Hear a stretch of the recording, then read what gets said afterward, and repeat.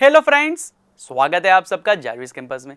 आज हम बात करने वाले हैं कि आप लोग जब भी कभी कोई रेस्टोरेंट में जाते हैं, राइट, और रेस्टोरेंट में जब खाना खाते हैं और निकलते हैं बाहर, तब आपको एक बिल दिया जाता है, राइट। तो बिल के अंदर आप लोग देख सकते हो कि वहाँ पे नीचे कुछ जीएसटी लिखा हुआ था, या फिर वैट लिखा हुआ था, या फिर सेल्स टैक्स लिखा हुआ था। जैसे कि कभी कोई चीज़ आप खरीदते हैं कोई शॉप में से, और जो शॉपकीपर आपको कीमत बताता है, जैसे कि यहाँ पे मैं एक एग्जांपल लूँ कि मैंने यहाँ पे बाइसिकल खरीद रहा हूँ। मैंने बाइसिकल खरीदी, बाइसिकल की प्राइस मेरे को 5000 बोली गई थी, पर जब उसका बिल बना तो मेरे को कुछ ज़्यादा ही आया, 5000 से ज़्यादा ही बिल आया। तो मैंने उनको पूछा कि ये क्यों 5000 बोला और 5000 से ज़्यादा आपने अमाउंट लगाया हुआ है। तो उन्होंने बोला कि ये यहाँ पे आपको सेल्स टैक्स लगा हुआ है, राइट। यानी कि ये क्या होता है, तो कि sale tax one type of government tax है कि जो कोई भी चीज़ हम खरीदते हैं उसके ऊपर हमें यहाँ पे लगता है, राइट। अभी यहाँ पे बात करते हैं कि वीएटी मैंने बोला था वो क्या है, तो कि वैल्यू एडेड टैक्स। यानी कि कभी भी आप देखो कि डीमार्ट हो गया, कि डीमार्ट में अगर आप जाते हो तो डीमार्ट के अंदर आप देखो तो जो प्राइजेस होती है ना, वो वहाँ पे वो प्राइजेस प्लस माइनस रहती हैं। क्यों? क्योंकि वहाँ पे वो लोग क्या करते हैं, तो कि जो भी टैक्स वगैरह होता है वो वैल्यू के अंदर ही उनको ऐड कर देते हैं, राइट। तो इसी तरह से कोई भी बिल होता है जिसके अंदर वैल्यू के अंदर ही कुछ भाव ज़्यादा होते हैं, तो आप यहाँ पे बोल सकते हो कि वो क्या होता है, हमारा वैल्यू एडेड टैक्स, जो ऑलरेडी ऐड किया हुआ होता है, राइट। फिर जीएसटी यानी कि गुड्स एंड सर्विस टैक्स।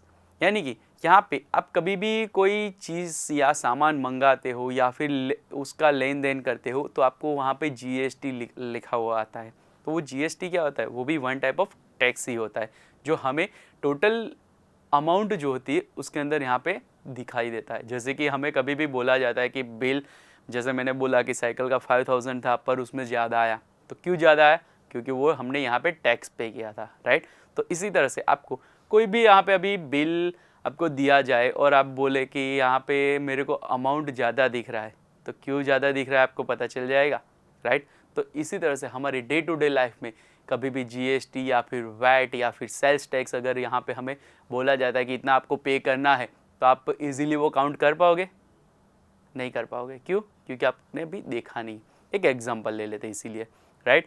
अभी समझो कि मैंने यहाँ पे 8000 की साइकिल बाय की। 8000 क्यों, चलो 5000 का जो साइकिल था उसी को यहाँ पे ले लेते। मैंने यहाँ पे 5000 का साइकिल बाय किया है, राइट। और मेरे को बोला गया है कि ये अगर आप बिल बनाते हैं इसका, तो मेरे को 5% सेल्स टैक्स लगेगा। 5% सेल्स टैक्स यानी कि किसका सेल्स टैक्स लगेगा, तो कि 5000 के ऊपर मेरे को 5% सेल्स टैक्स लगेगा, राइट। यानी कि टोटल बिल अमाउंट जो है वो क्या बनेगी, तो कि टोटल बिल अमाउंट जो 5000 था वो तो था ही, राइट। उसके ऊपर 5000 का 5%, राइट। तो वो क्या होगा, तो यहाँ पे पहले वो काउंट करते हैं, तो यानी कि सेल्स टैक्स क्या है वो फाइंड करते हैं। तो sales tax is equals to क्या होगा, तो कि 5000 का 5%, यानी कि 5000 मल्टीप्लाई बाय 5% कर देते। अभी 5% है तो आपको पता ही होगा कि इसको अगर मेरे को फ्रैक्शन में डिनोट करना है तो वो कैसे होगा, 5/100। यानी कि यहाँ पे 5000 में 3 जीरो है, यहाँ पे 100 में 2 जीरो, दो जीरो कैंसिल हो जाएंगे। 50 मल्टीप्लाई बाय 5 करो, क्या मिलेगा, 250। यानी कि अभी आपको जो बिल अमाउंट होगा, मेन बिल अमाउंट, वो क्या बनेगा, तो कि 5000 जो कॉस्ट प्राइस थी वो तो है ही है, प्लस टैक्स लगेगा, यानी कि कितना था, 250 रुपीज़।